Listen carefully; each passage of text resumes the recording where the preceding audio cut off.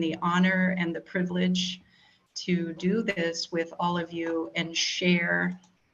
And I know that I'm also going to be learning from all of you as well. So this is truly an honor and a privilege. So thank you very much for having me. And thank you to all of you for coming today. I am going to share my screen quickly. Let me see here. Okay.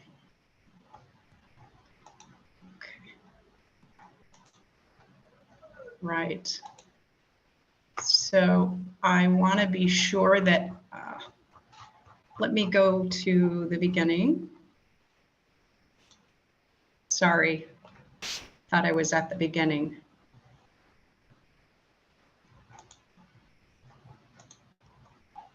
Okay.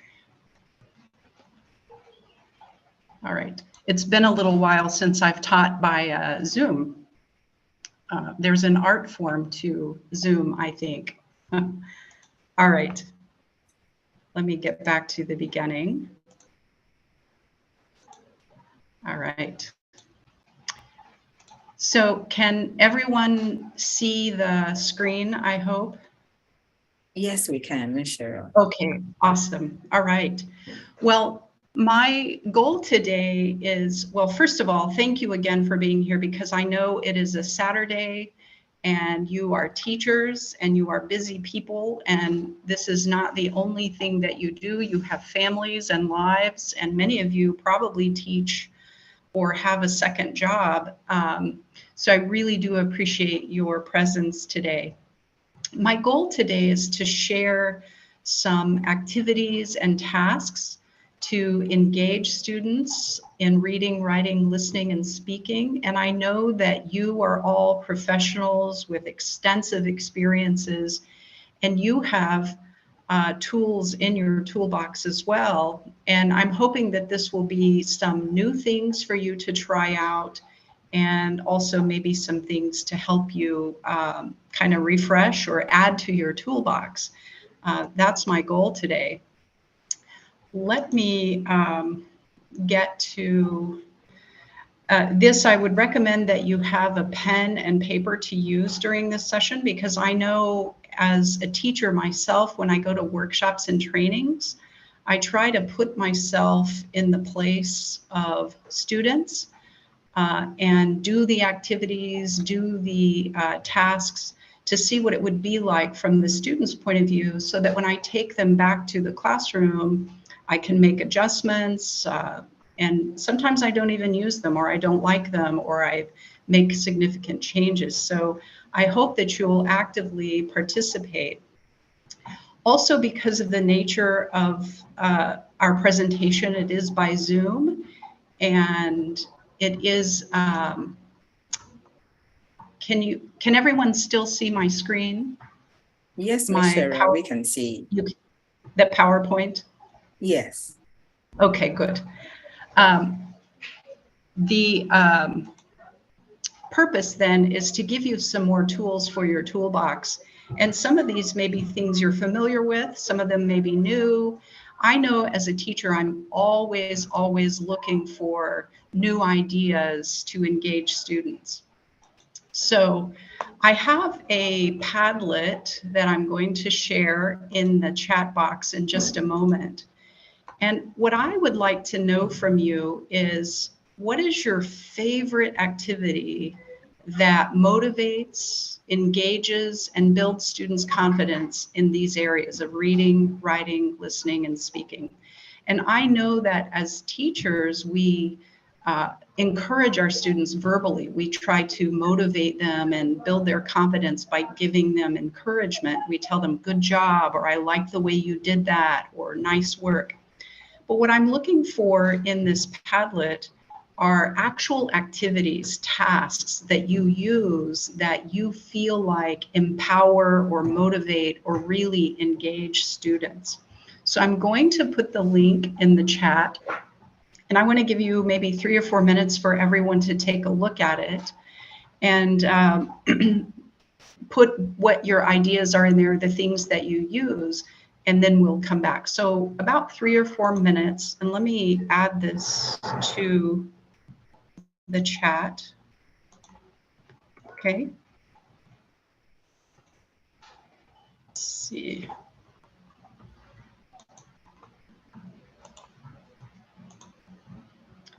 I always feel like I'm navigating an airplane when I'm conducting a Zoom meeting. It's like all of these controls. All right, so I put the Padlet in the chat, and I would like you to put your ideas there, things that you use to motivate, engage, and to build students' confidence. So we're going to put those in the Padlet link that I just put in the chat box.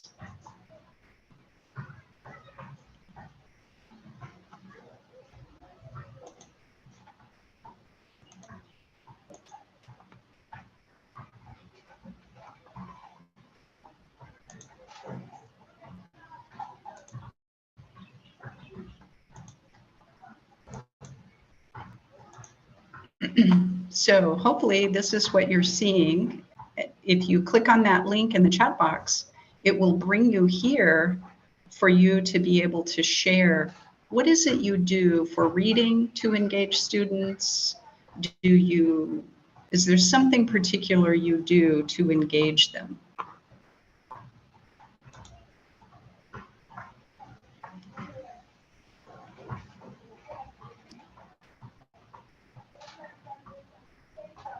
So it looks like if you check the chat box in Zoom, I put a link there to the Padlet. So if you click on that link, you can add to this Padlet.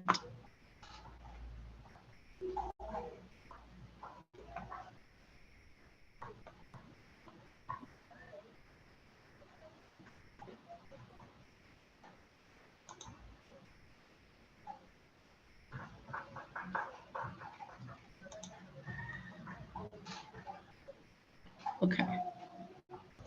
It looks like most people, so again, I put the link in the chat. So the link is here in the chat.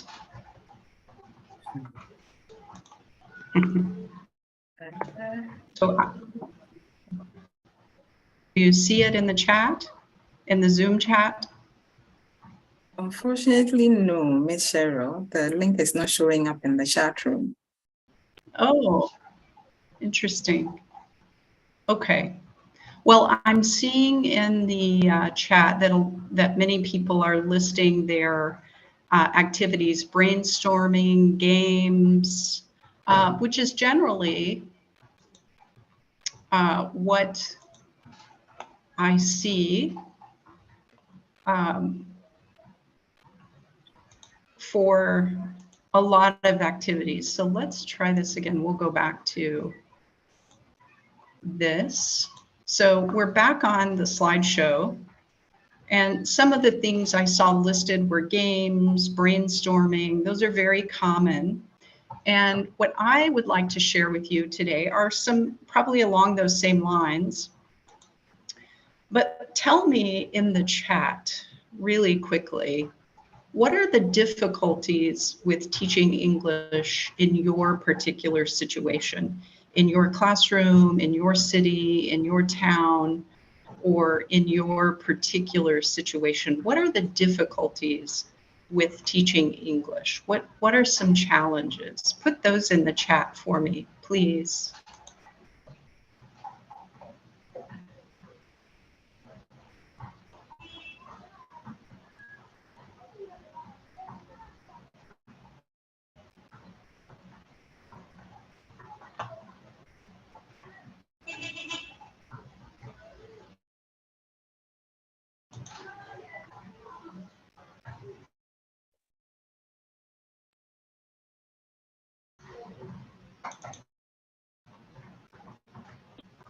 Let's see if we can get to the bottom. This chat is very long.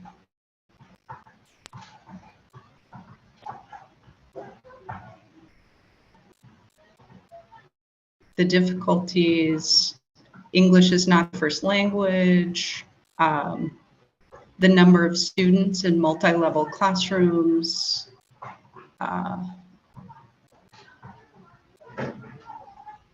some issues with L1 interference, weak foundations, lack of motivation, low vocabulary.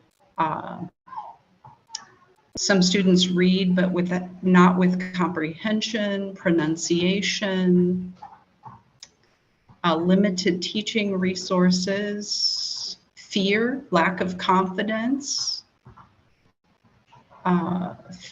fear of expressing themselves.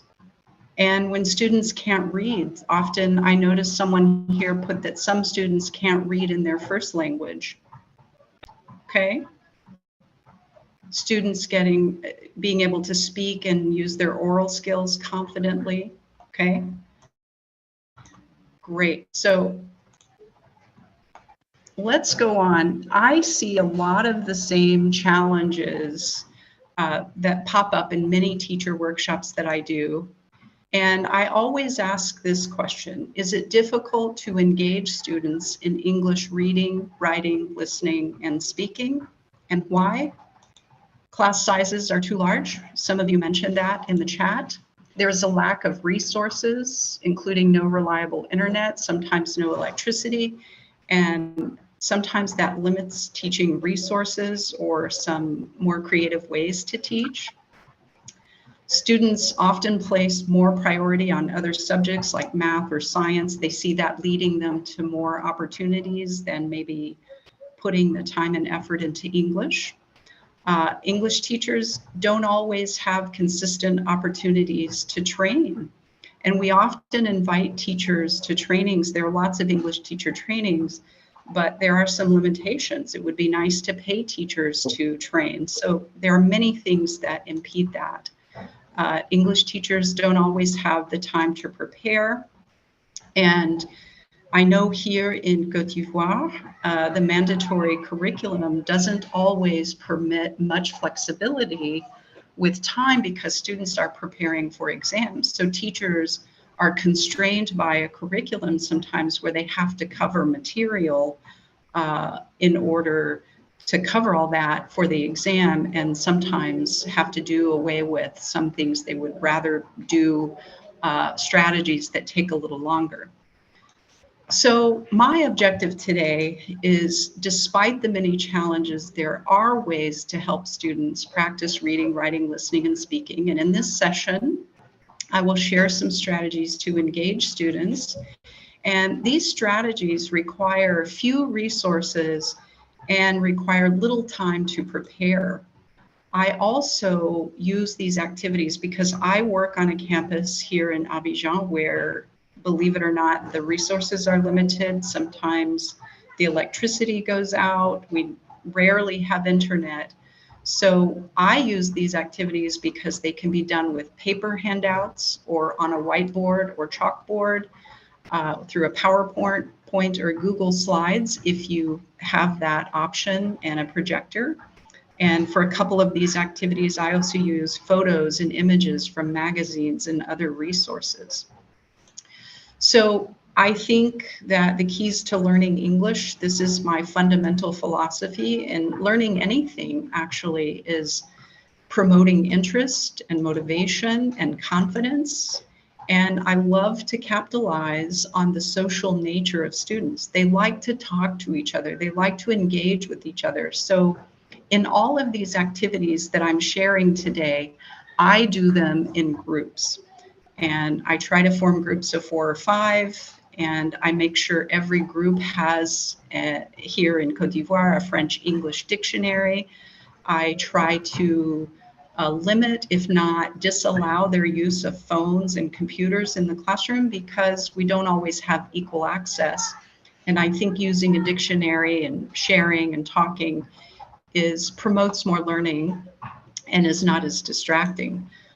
These low risk, no risk activities encourage students to play with language with the goal of increasing their confidence and motivation. So this section that I'm going to share with you is vocabulary. And I noticed in the chat that many of you mentioned that students lack sometimes the vocabulary to help them be better readers and better writers. So this is an activity that I use all the time. I use it in my university classes. I teach media courses, English for specific purposes, in journalism, audiovisual production. I use this for, I use it with specific vocabulary, but I also use it with sentence structures. I use it with some of the fundamental concepts or themes that we're talking about in the media courses. But for younger students, secondary students, I typically use this like I'm going to show you. And you'll notice that I do give students sentence frames. So when they're in their groups, and there are some students who are more proficient or confident as speakers, and there are some who are not. So I provide sentence frames so that they also can put into words what they are thinking. So I give them these 4 words, and this is pretty easy. And the question I have for them is, which one doesn't belong and why? And this, of course, is very easy. So I would like for you in the chat to tell me which one of these items does not belong, and I want you to tell me why it doesn't belong.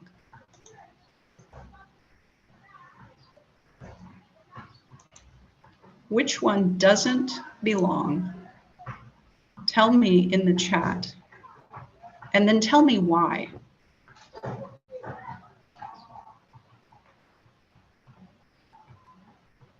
Okay, correct. All right, so you, of course, are brilliant people, and you notice, of course, that it's the eraser, because the eraser is not a tool for writing. The pencil, pen, and marker are tools for writing. Now imagine giving this to a group of students. They have to speak, they have to listen, they have to explain, and they have to think critically about these 4 items. And they're talking to each other, thinking critically and explaining, and all the while using their English language skills. And additionally, you can be very selective about the words you choose, which can be pre-teaching vocabulary for a text that you're about to do, but it hits all of the major skills and the major areas. Let's do another one. What about this one? In the chat, tell me which one does not belong and why.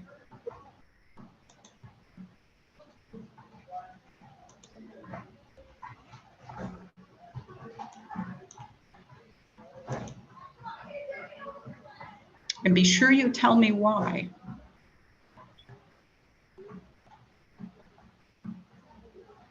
I really emphasize that part to students, that they explain why, because it forces them to think critically about all of the words and their exploration of the vocabulary.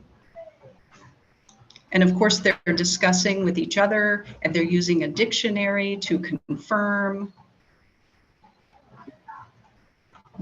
Right. So again, you're all brilliant teachers, and you know that the one that does not belong is opposite.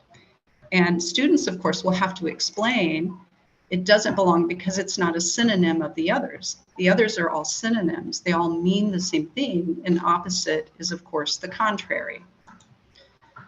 Now, I also like to use images, and this is one that I use. I've used this in my media courses, different images, especially audiovisual equipment or equipment for the telecom class that I teach. I'll have images, and it gives students an opportunity to speak and listen and think critically and explain, but also covering fundamental vocabulary. So for this instance, if I did this with students, I would give them the names of these foods because culturally, not everyone may know them. And I'm giving this to you because many of you may know these, but I would pick something more culturally connected or relevant if I were doing it in another situation. So in the text, in the chat box in Zoom, tell me which one of these does not belong, but you also have to tell me why it does not belong.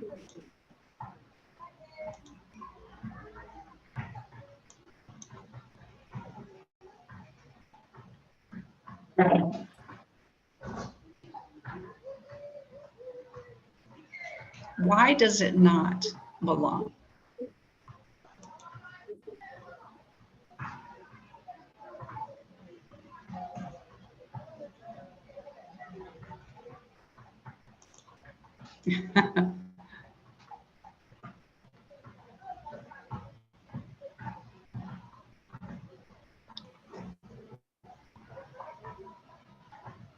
Okay, so I see some interesting answers there. And believe it or not, I've used this at my Wednesday workshop at my English club at American Spaces. And we had interesting conversations. Students actually argued about this, which I like because that means they're speaking and thinking critically and analyzing.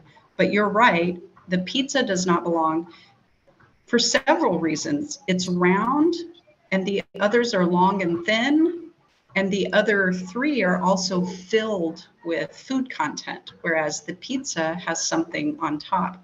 So this gives students an opportunity to discuss and talk and listen and explore vocabulary, and then of course think critically and explain with your facilitation and guidance. So before I move on to the next item, I just want to be sure. Let me see here. I'm going to stop sharing for a moment. I want to see if anyone has a question, because I know in this webinar format, we're constrained by time, and we only have about 90 minutes. But I want to see if anyone has a question so far. Or if you want, we can save them to the end too. I hope you're not hungry after seeing all that food.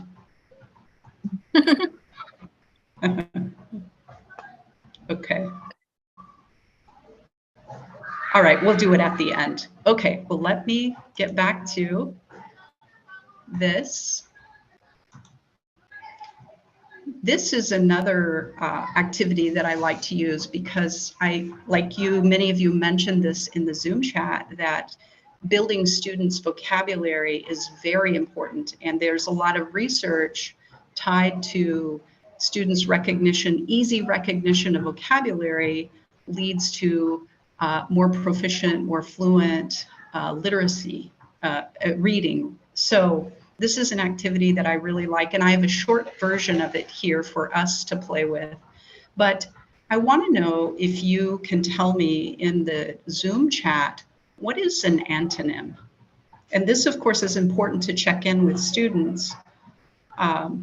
Yes, I see someone says it's the opposite meaning and sense.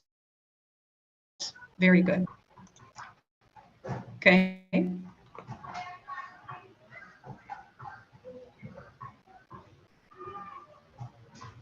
Okay, the opposite in meaning. All right. So I check in with students, make sure they know what an antonym is.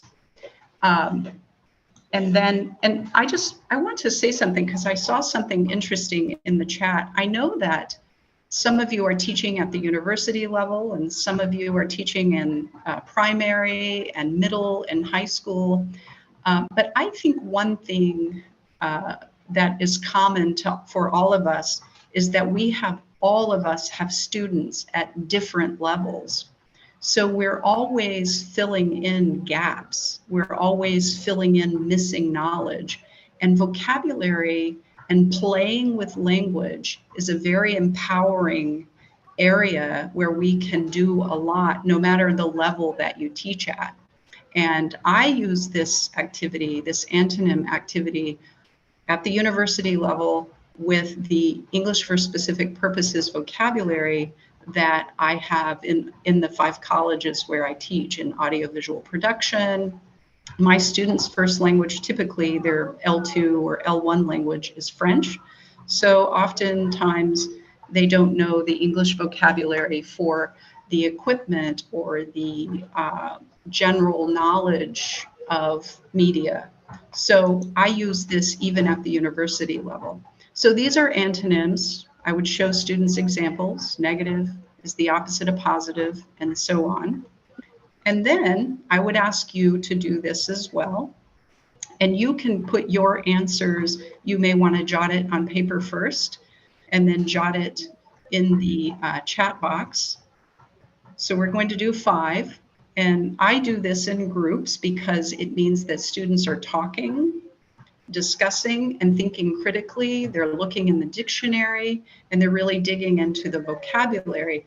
And again, like I said, I use this even for my ESP courses when I'm introducing vocabulary or when I'm reinforcing vocabulary that they'll be using in a particular text that we're investigating and analyzing for their content area, whether it's journalism or audiovisual production or digital media.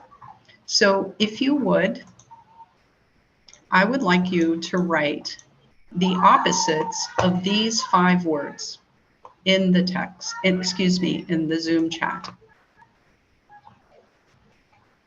What is the opposite? And I know for you as teachers, this is probably very easy.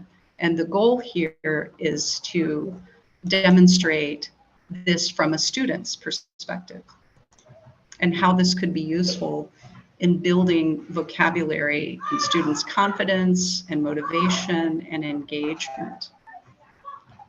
So just write all 5 opposites and then send your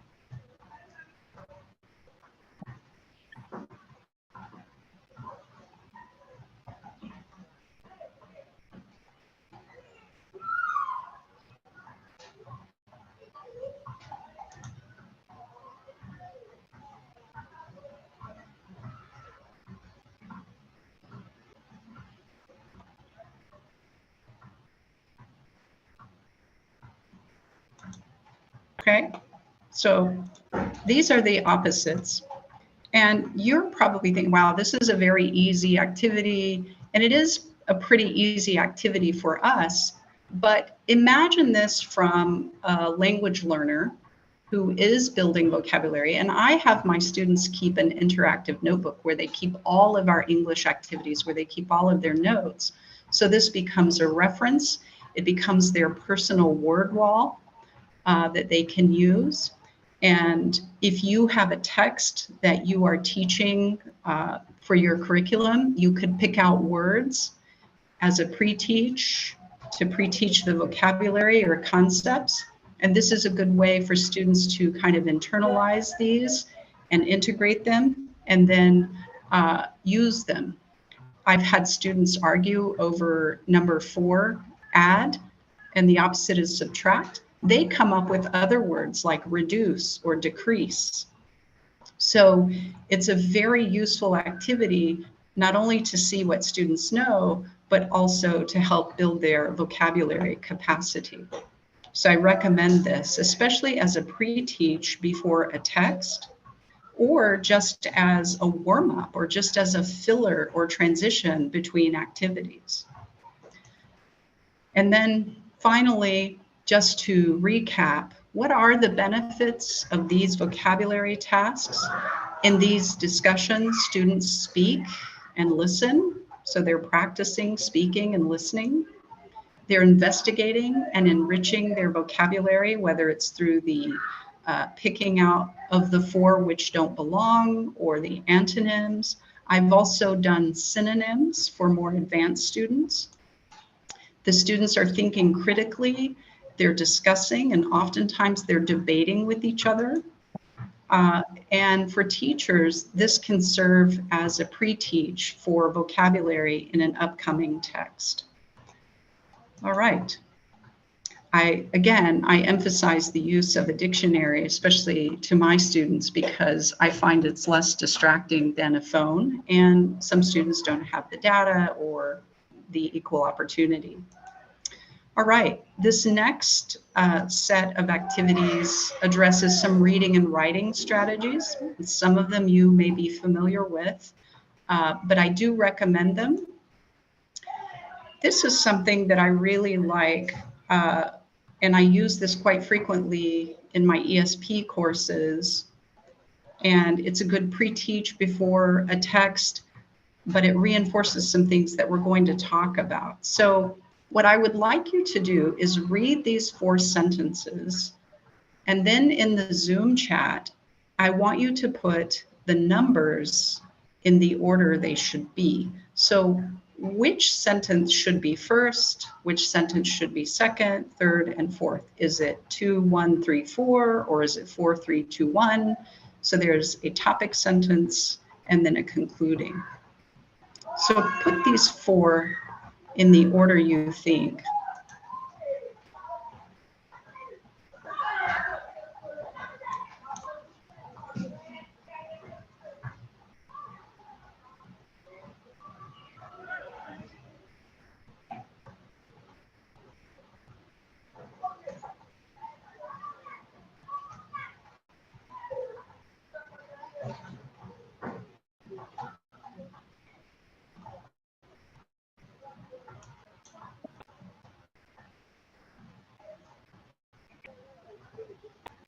Okay. Obviously, you're tremendously smart and you know this, but imagine being a student. If you are a beginner or intermediate in particular, this is a great way to get students to look at verb tenses, sentence structure, organizing for writing, and I see that all of you got this correct. 3, 4, 2, 1. Now, along these same lines, I also take it up a step, and I use this particularly for my university courses, and I've used this in secondary, middle school, high school courses.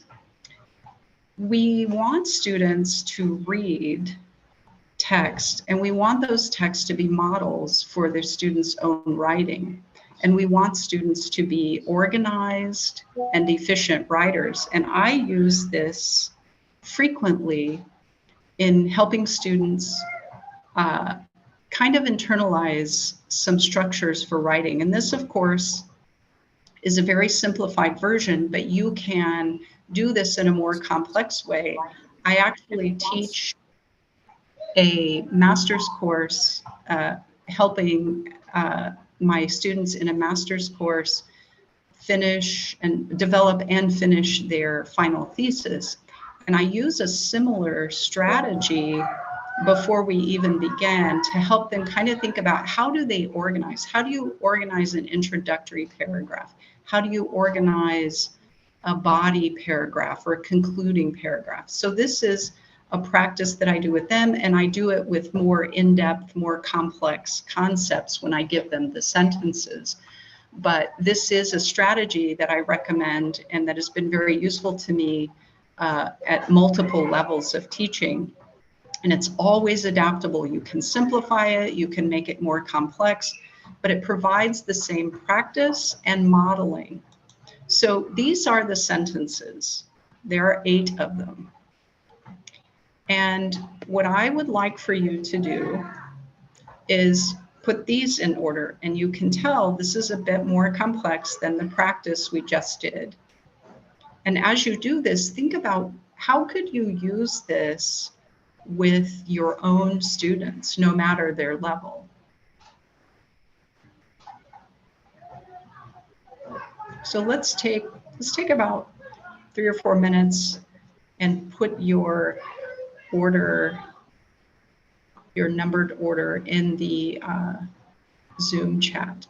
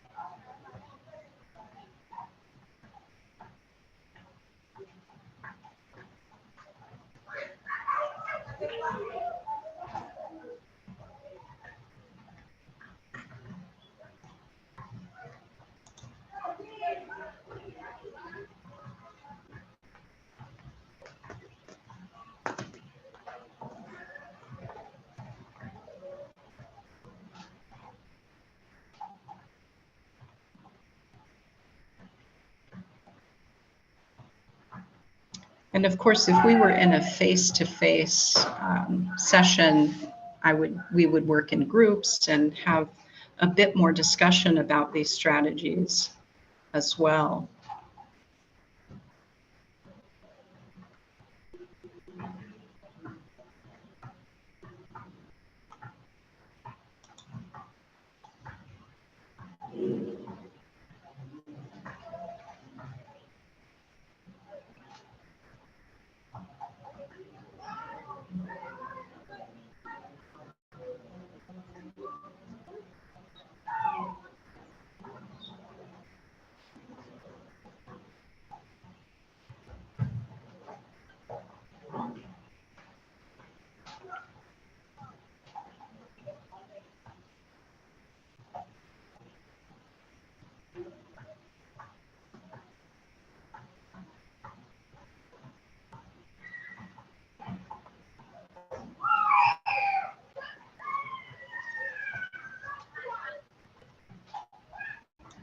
Okay, nice.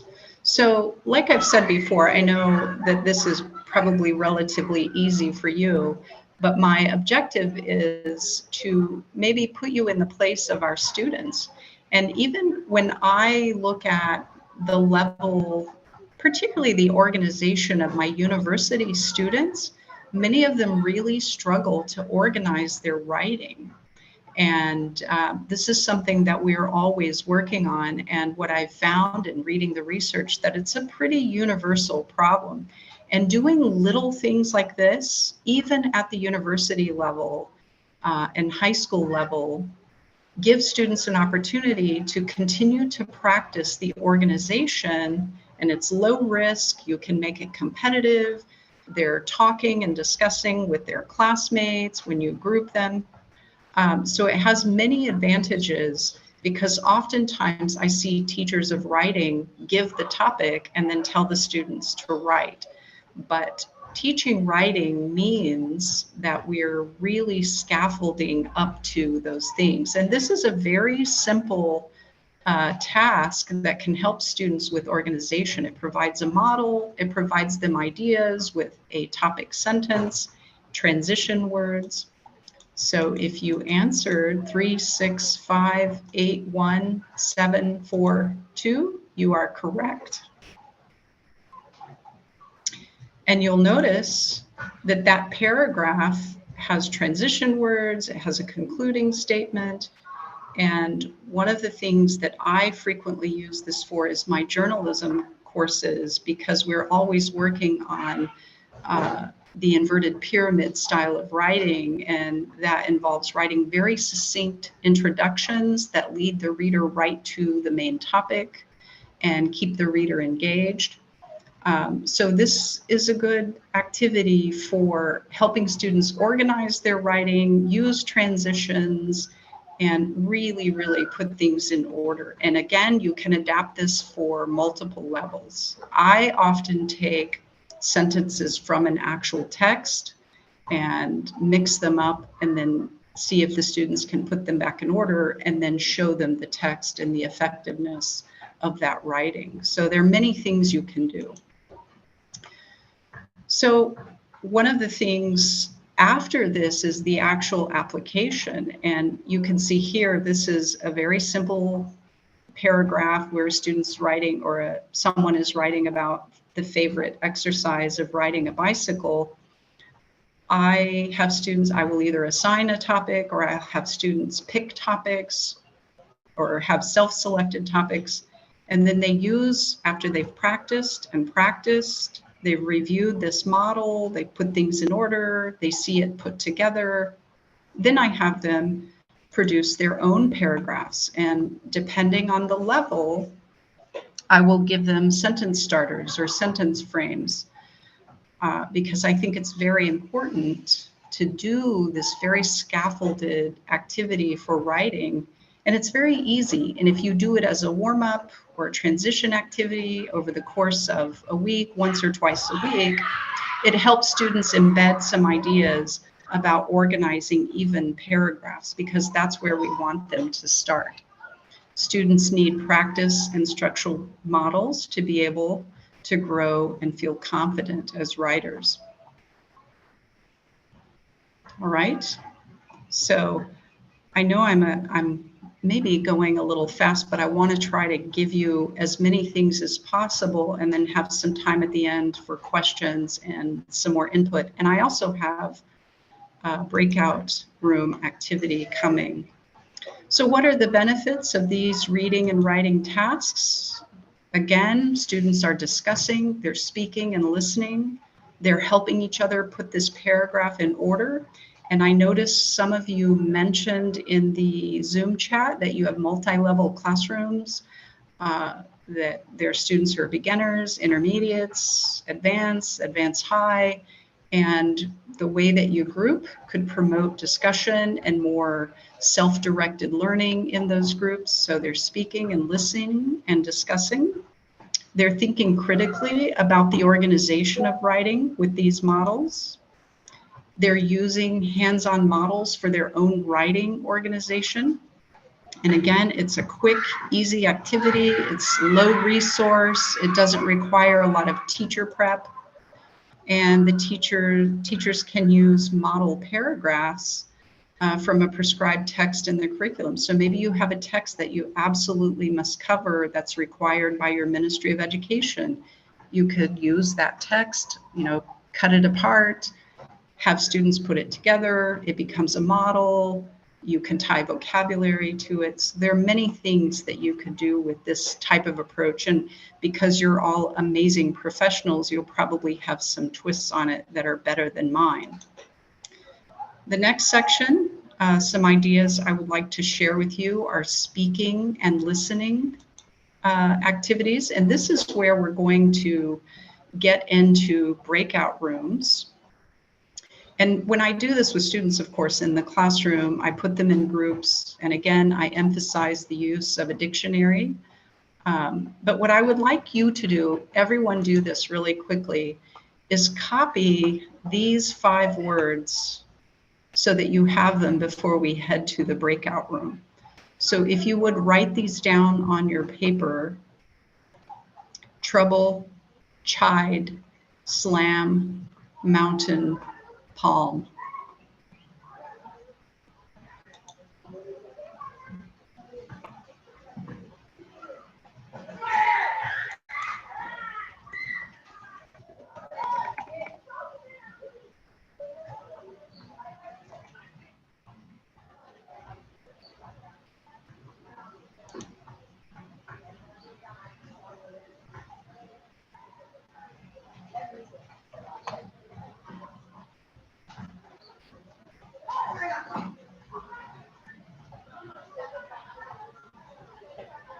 And I will give you my slideshow at the end. I'll send it to all of you.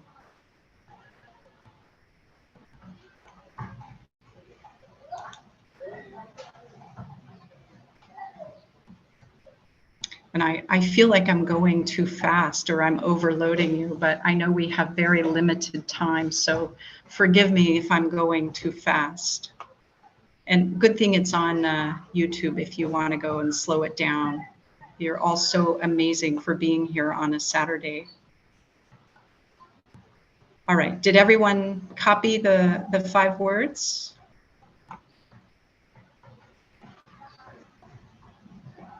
Okay, so these are the 5 words. You're going to use these, and depending on the level in your classroom, you can choose, I've done it with 10 words actually to make it more complex or more challenging, but you can make those adjustments as you see fit in your classroom. I've chosen these 5 because I think as adults, you probably will know most of them. I think chide is maybe one that not everyone may know, which I think adds an interesting twist. But you're going to take these 5 words and we'll break into some random groups in the breakout rooms. And we'll spend about, let's say, maybe 10 minutes in the breakout rooms. And with your group, I want you to write a story, okay? So the story can be no longer than 6 sentences. It cannot be 7 or 8 or 10, and it must have a beginning, middle, and end. Okay, so you must use all 5 words. And you're going to collaborate as a group to write your little quick story using these 5 words. And I've used words like this for my media courses. I'll choose words and I'll tell them instead of a story, they have to write a news report or they have to write a script for a broadcast using these 5 words or these 10 words. I have a colleague who teaches ESP in a medical school, and he has done something similar using medical terminology and having the students write a patient report. So there are many things that you can do with this. For our purposes today, we're going to write a creative story. So you have these 5 words. You're going to write a story. It must have a beginning, middle, and end, and it cannot be longer than 6 sentences. Now, you may use any form of the words. So for example, if you want to use troubled instead of trouble, or troubling, or troubles, you can. If you want to use chides, or chiding, or chided, or if you want to use mountainous instead of mountain. So you can use any form of the words. You can add ing or ed or s or ous or however you want. And now imagine from the perspective of a student how they're going to play with this language and explore vocabulary, but they're also going to be writing and organizing. And like I said, in this instance, it's a creative story, but you can do this for your purposes at whatever level you teach. Okay, so everyone has the 5 words, and Ebenezer, do you want to put them into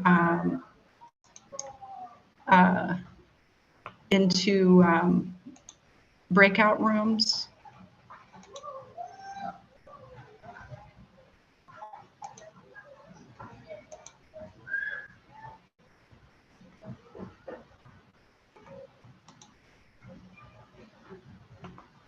I'm not sure if I can do that.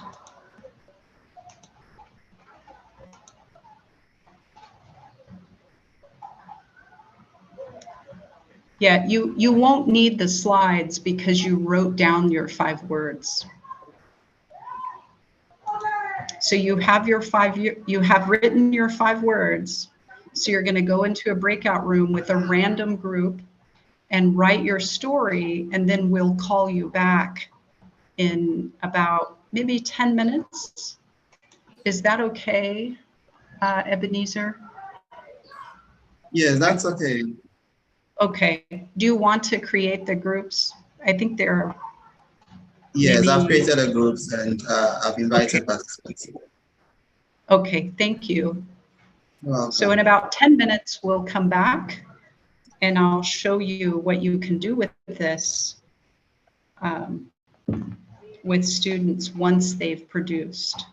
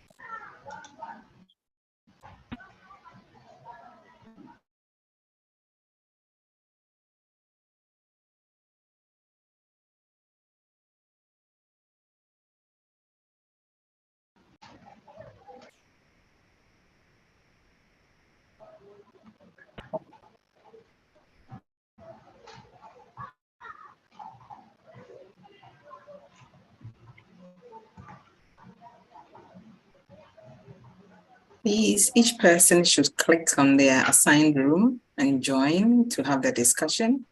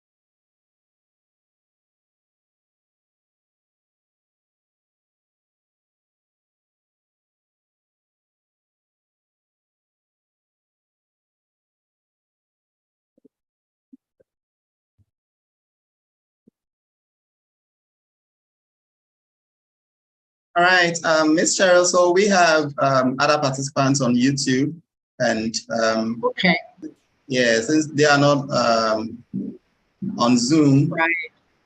we don't want to leave them out. Yeah. Okay. So let's say at least we'll give the groups like maybe a minute to continue talking, and then we'll bring them back maybe in a minute, and I'll explain the ending of the activity.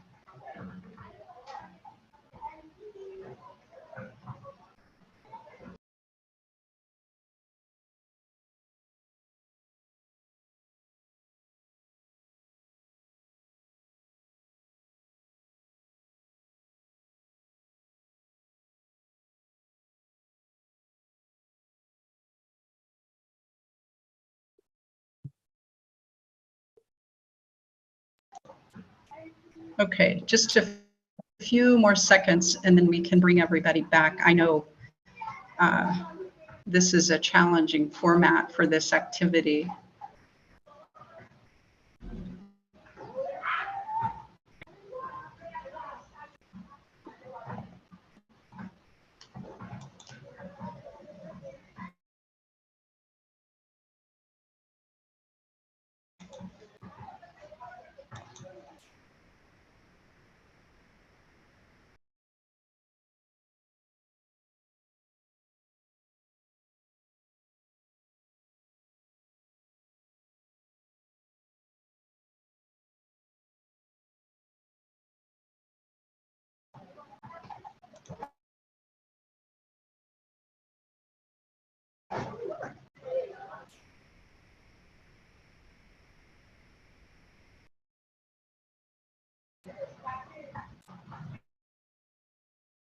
For those of us who were not able to join in the breakout rooms, just hold on. The breakout session will be over very soon, and then we'll gather back and discuss whatever we came up with.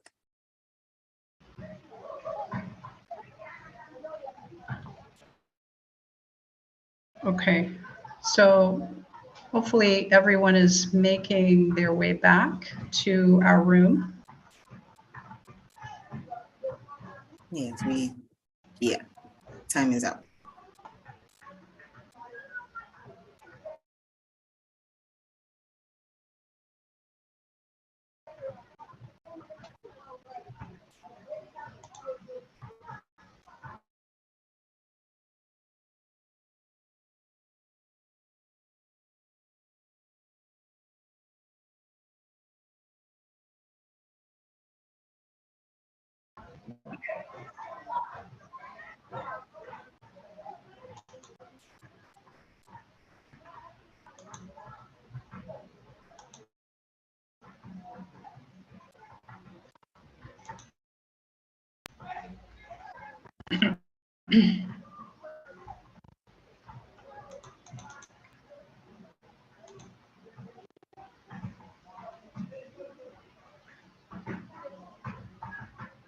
All right, well, welcome back everybody. And again, I apologize for a bit of the rush nature on my end.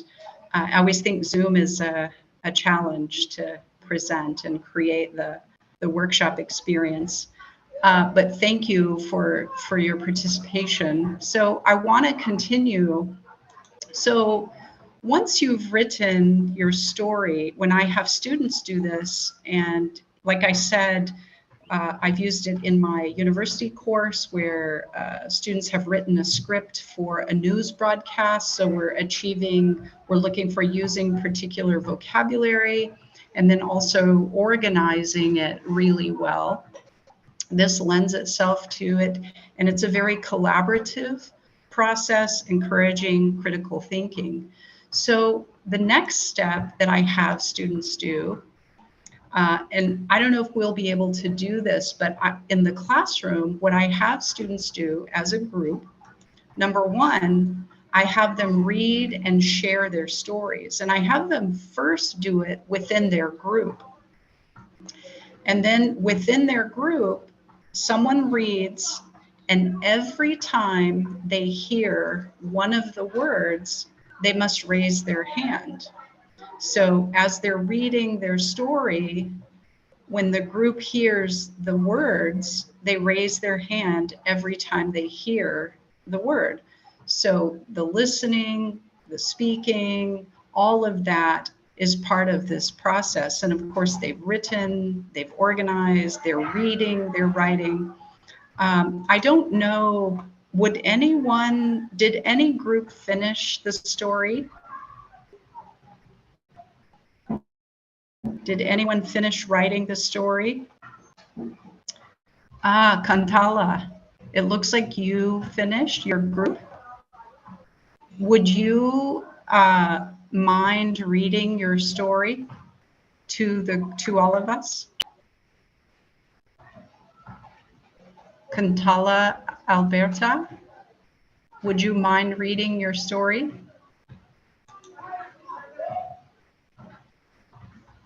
Okay, so this is a great example. So when you hear the vocabulary word, as I'll read their story, and fantastic job, you guys. When you hear the words, any of the words like chide or palm, any of those words, I want you to go down to the, you see here the reaction, and give a thumbs up or a clapping when you hear any of the vocabulary words. Let me find their story in this very long list of chat. We'll see if we can do, okay, here we go. Let me get this. All right, it was early in the morning when I woke up quickly to brush my teeth. I'm sorry, it disappears. Unintentionally, I slammed the door so hard that it hit my palm. The loud sound equally woke my mom from her sleep. There I knew I had put myself in trouble, since she was going to chide me for that. She is very good at making a mountain out of a simple situation. Okay, so did you hear some of the vocabulary? I see some hands, and excellent story, you guys. So there's a beginning, middle, and end. So they've practiced strategy, the organization, they have applied the vocabulary, and then it holds other students accountable for listening to their story.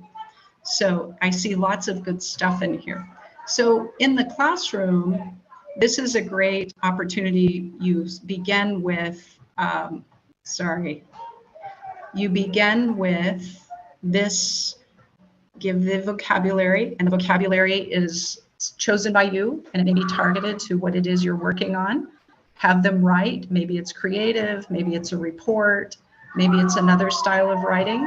And then once that's done, then they read and share, and then students are listening for that vocabulary. Last thing that I'm going to share with you, of course, are some grammar strategies. I like these.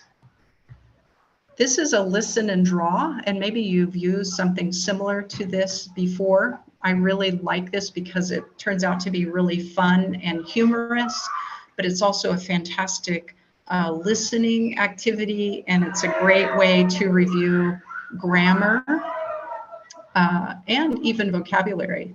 So I would review with students, for example, and because we're running a little short on time, I would first review, like do a quick review of maybe concepts they already know. And what I'd like you to do really quickly, if you want to write this in the Zoom chat, you can. So for example, number 1, the cat is in the box. And number 2, the cat is on the box. And then number 3, the cat is under or below the box.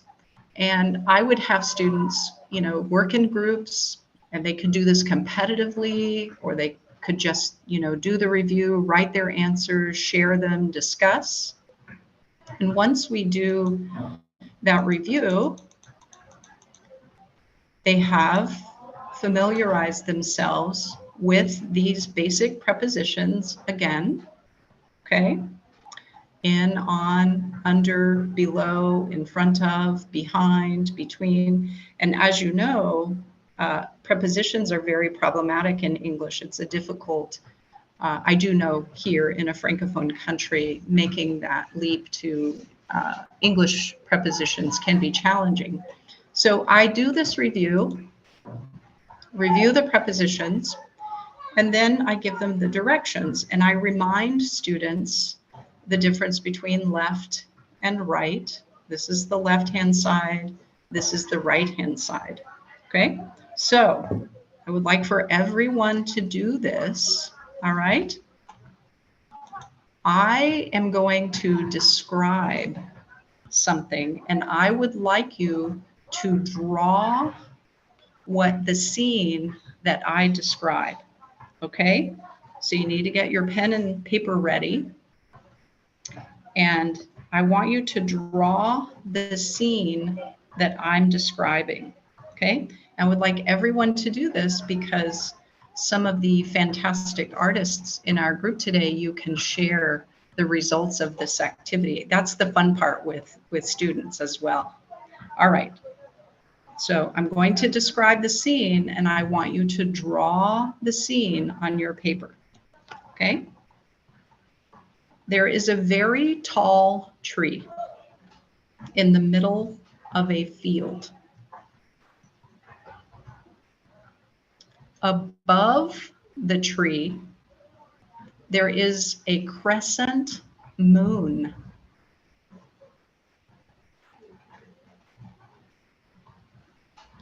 Under the tree, there is an old man walking with his cane.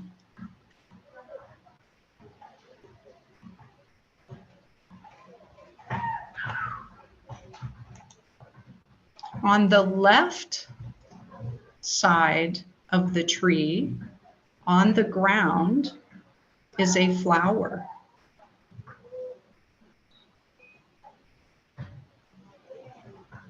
On the right side of the tree, on the ground, is another flower.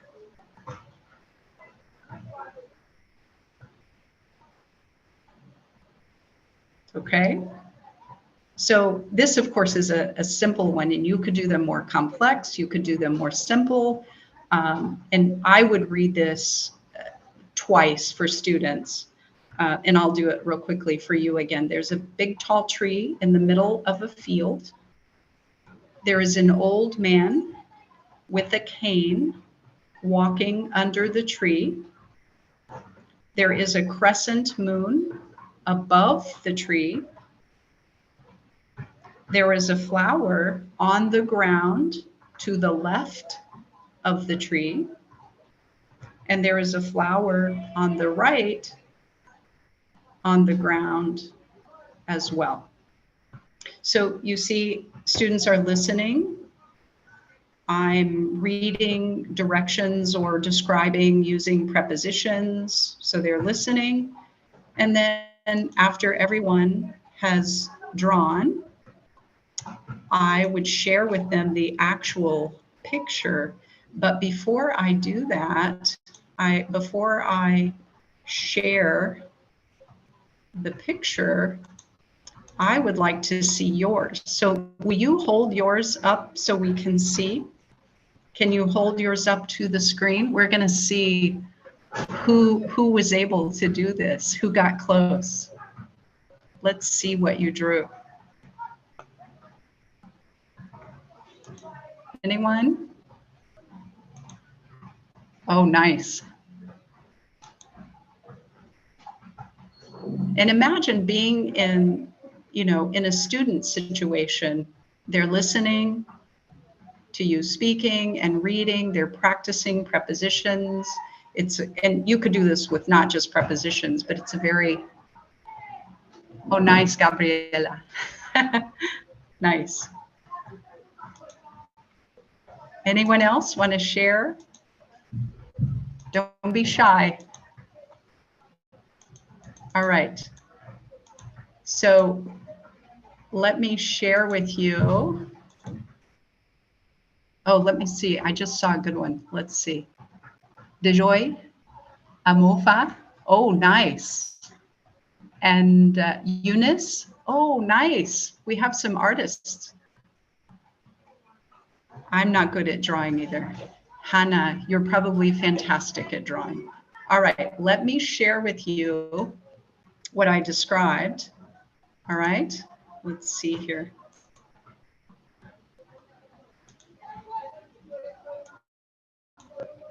Okay, so are you ready? This is the drawing. And I saw many of you, of course, this is a simple drawing, a description of it. So you could adapt this to, any level of students. And it's a great way to practice listening. And it's also super fun because they enjoy sharing their drawings. You can also, one of the things that I often do, especially with younger students, after doing this, is then have them write sentences where they're describing the drawing as well. Either typically describing the original drawing. Okay, so we're getting close to the end of our time. And here's one last thing I want to share with you. This is also a great listening, I call it listen and mark. And I use this for grammar. I might read sentences where I want students to listen for verb tenses, or I want them to listen for verbal phrases, or I want them to listen for something in particular. So for our purposes today, what I would like you to do is make 3 columns on your paper: a simple past, simple present, and simple future. Okay, so you're going to draw 3 columns. The first column is simple past, simple present, and simple future.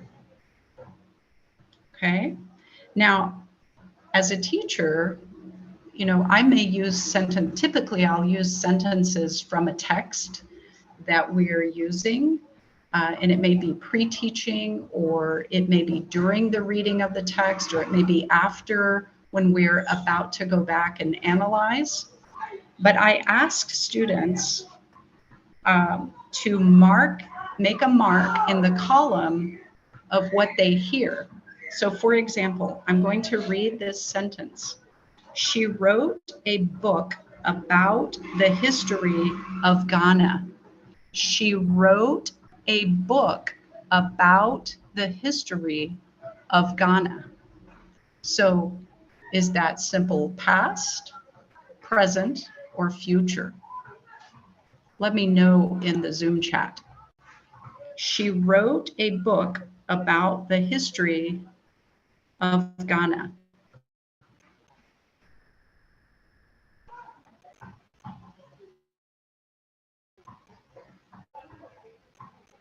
Correct. So when they're marking on their paper, then they would put a check mark in the simple past column. So here's the next one. Salome will be at the meeting. So make a mark in the column of the tense that you hear. Salome will be at the meeting. What tense is that? Correct. Yes, it's simple future. Next one. If he is elected, he will address the problems. If he is elected, he will address the problems. Again, you are correct. It's simple future. And then the last one, in the mornings, just after breakfast, I drink a large glass of orange juice.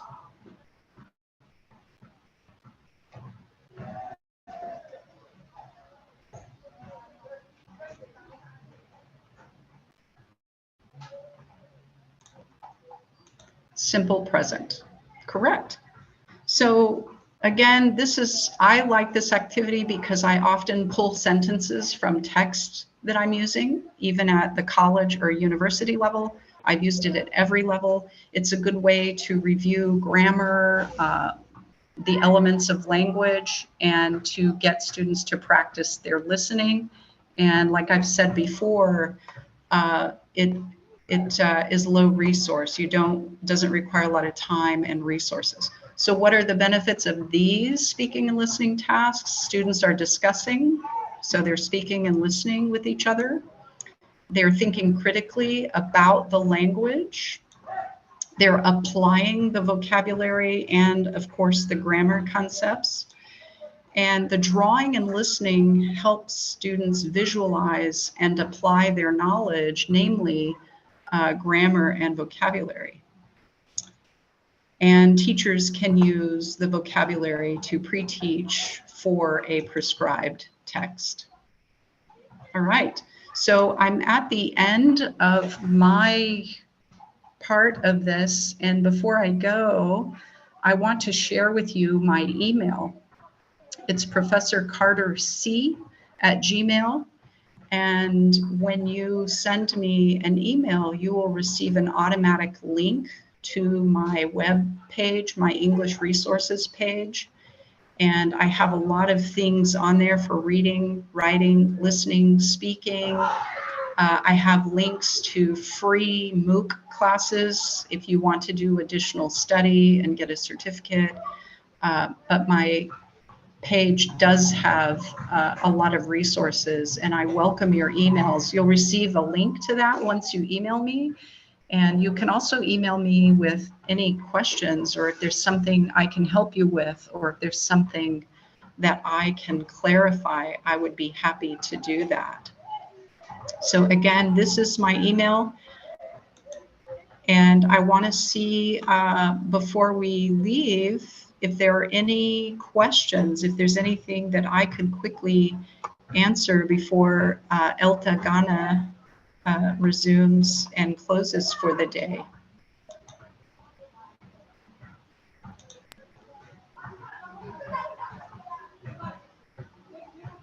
And you are all so kind and patient. I feel like this was a very fast-paced presentation. It's always very challenging to do things virtually, but I'm so thankful to all of you for being here. You're just amazing.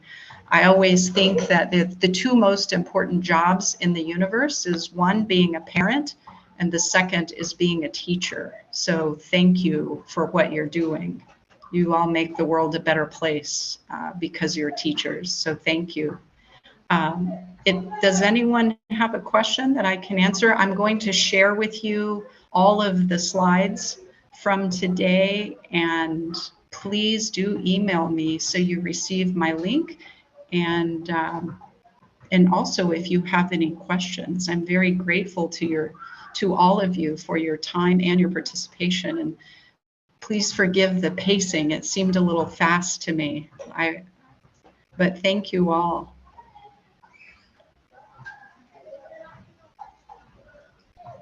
Right. Thank you so much, Ms. Cheryl. No, thank you all. Thank you so much. There is one question in the chat room from Nosheen. Of course. Should we allow students to use dictionaries in the CLT approach?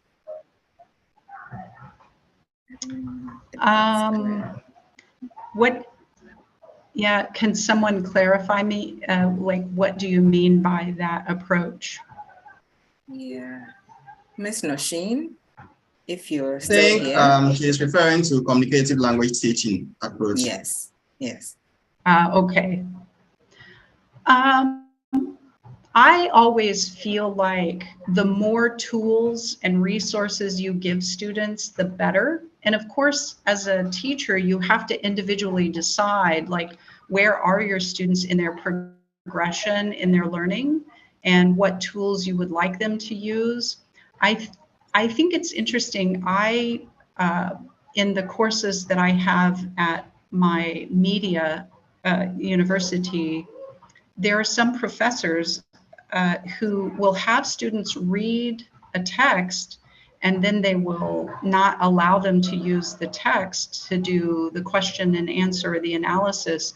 And my question about that is always, what is our intention when we use certain strategies? And when I ask students to use a dictionary, I'm hoping that it will be a tool, that it's going to be a support for them, because for many students, they don't have the language, they don't have the vocabulary. So how do I help them get that so that they can participate with their peers? So I hope that that answers your question.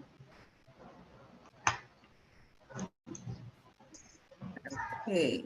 We have another question from Mr. Prosper. He says, some school of thought hold that in British English, we have only the past and the present tense forms. We can only express a future time using various ways, like the use of auxiliary will and shall, and be, plus the simple present or present continuous forms. Any take on that? I'm sure that's referring to the little exercise we did on the simple past, simple present, and the simple future. That's a great question, and I think that will always be debatable. You know, I think that for my purposes as a teacher, I classify them because I'm scaffolding students' understandings of the language, like the difference between things occurring in the past, things occurring in the present, and things that will be occurring in the future. So I know that, you know, in some of the research and some of the debates, you know, that we could debate that or that we could investigate that. But for my purposes as a teacher, helping students scaffold their learning and really wrap their minds around English, I classify it in those three categories. But I know there is academic debate on that. Okay, thank you, Ms. Cheryl. Please take note, the attendance and evaluation form link is in the chat room. Kindly click on it and fill before you leave the session. Is there any other question for Ms. Cheryl? Okay. Everybody is very appreciative of Ms. Cheryl's insights shared with us. And I'm sure a lot of them will get in touch with further questions and questions about new activities to use to improve their lessons. Right. Well, thank you all so much and have a great weekend. Thank you so much. Thank all you, right, Ms. Cheryl, before we go, yes, a minute, please. I think we've been joined by Ms. Dawn, the Director of Regional English Language Office, West Africa. I don't know if she would like to say something. She would like to pass a comment on today's session. I just want to say great job, everyone. It is really fantastic to get to take part and to see my first ever webinar by your organization. So you're doing a great job and keep it up. Thank you, Ms. Dawn. So that was the Director of the Regional English Language Office, West Africa, Ms. Dawn Rogers. Thank you so much for coming. All right, before we leave, allow me to share my screen and we'll be out of here in the next minutes.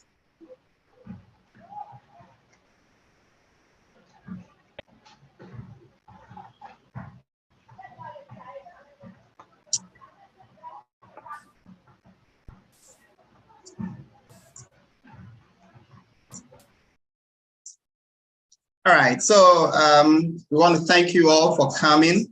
It's been a very insightful session very engaging with Ms. Cheryl Carter, who is an English language fellow with the United States Department of State and Georgetown University. Thank you so much. Before we leave, may I share the certificates of recognition from IALTA Ghana, going to Ms. Cheryl Carter for invaluable service rendered as the resource speaker of our 14th international webinar entitled Activities to Boost Engagement, awarded this 22nd day of April 2023 via Zoom. And this certificate is duly signed by the President of IALTA International, the Academic Director of IALTA International, the President of IALTA Ghana, the Vice President of IALTA Ghana, the Academic Director of IALTA Ghana, and yours truly, Beneza. Thank you so much, Ms. Cheryl.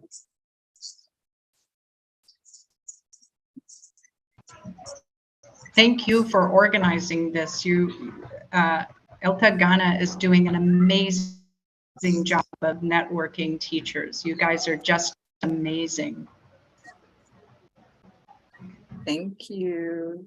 Thank you, Ms. Ms. Cheryl. Thank you. So we have these certificates also going to Ms. Doreen De La Agbedo, the moderator of today's session. Thank you so much, Ms. Doreen. Thank you, Director. All right, and so to our dear participants, you will also be receiving your certificate of participation. Please do also fill in the evaluation form. The link has been shared in the chat box, and we will get back to you with your certificates. Thank you all for coming. Thank you, Ms. Cheryl. Thank you, Ms. Dawn, Director of the Regional English Language Office, West Africa. Thank you, our dear moderator. Thank you, all our participants.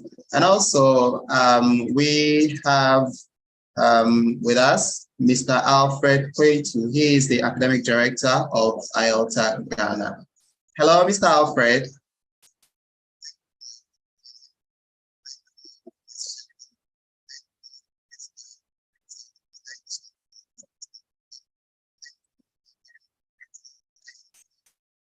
Okay, so I believe Mr. Alfred is trying to connect.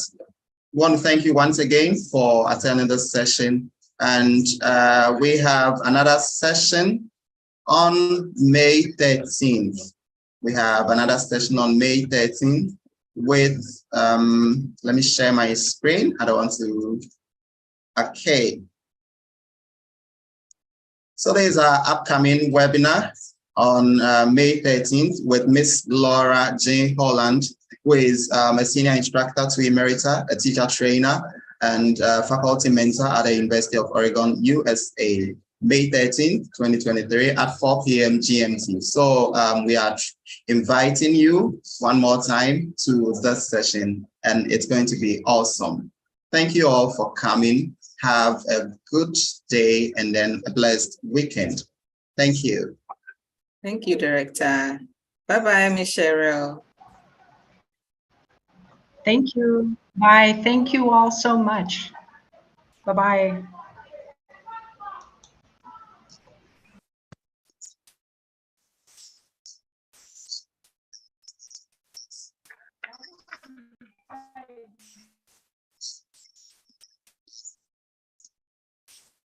I think Mr. Cato is here with us. I think it was his mic. So if we can unmute him, then he can still. Yeah, I'm here, but so sorry about that. Yes. I think the meeting went well and it was insightful. So thank all of you for joining.